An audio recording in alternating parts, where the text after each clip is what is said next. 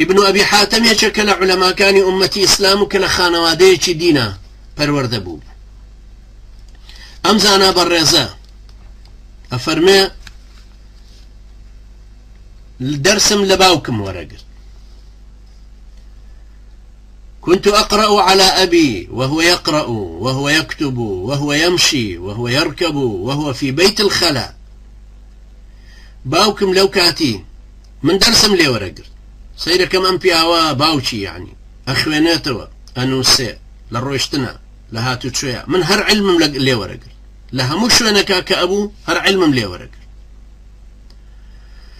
مجدي ابن تيمية بابيري إمامي ابن تيمية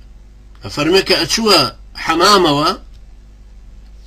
كتابي كدا بكركي ويرولا بدني برز بون بخوانا رو منش لو ديوا خوما شومو بو يجورشم ليبي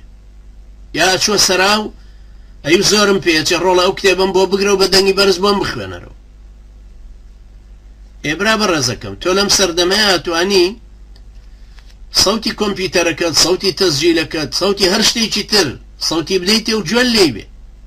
هرچەندە ئەوەندە حەریص نەماوین بەڕاستی لەسەر فێربوون زۆر بەداخەوە